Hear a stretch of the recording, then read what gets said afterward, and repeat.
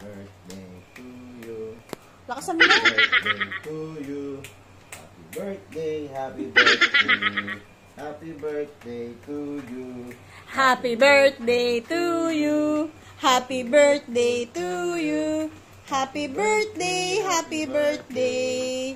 Happy birthday to you. Happy birthday, Lucas. Oh, wish ka muna.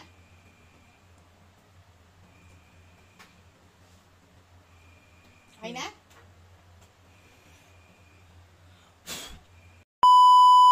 Isa sa mahalagang araw na aming sineselebrate ay ang birthday ng aming firstborn child na si Lucas Sakian. Siya ay 10 years old na. Naku, binatang-binata na talaga ang aking Idionakis.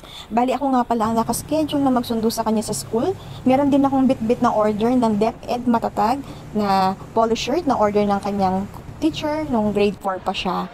So ito nga, touchdown na tayo sa mismong venue sa covered court ng Teresa Elementary School. Hindi pa ako late nito guys. Checking attendance pa lang si sir.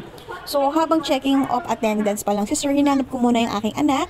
So ayan, nakita ko siya nasa waiting shed naghihintay. So sasamahan niya muna ako na umattend dito sa parents orientation program na to. Nagsing pa nga sila ng happy birthday, sinabi ni ma'am ano. Hala, ay, lagod na.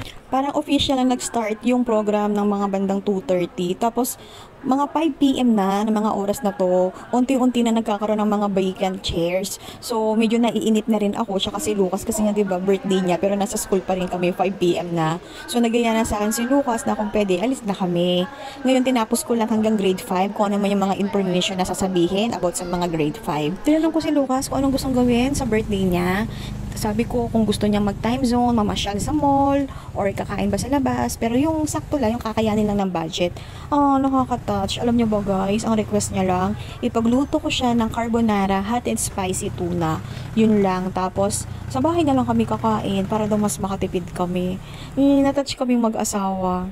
Sakto, meron naman din akong konting pera dito kasi nakabenta ko ng Big Sushi. Tinanong ko siya kung anong gusto niyang cake. Tapos ayan, bumili kami ng cake niya. Una pa nga niyang pinili, yung naka-roll. Sabi ko, gusto ko sana yung mabibigyan ka ng or malalagyan ng dedication. So, ayan yung napili niya.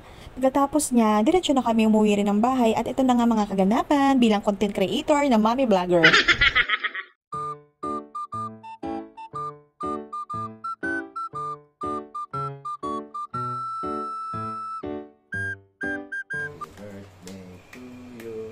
Lakasan mo. Birthday to you.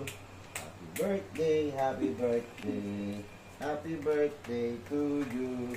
Happy birthday to you. Happy birthday to you. Happy birthday, happy birthday. Happy birthday to you. Happy birthday, Lucas. Wish ka muna.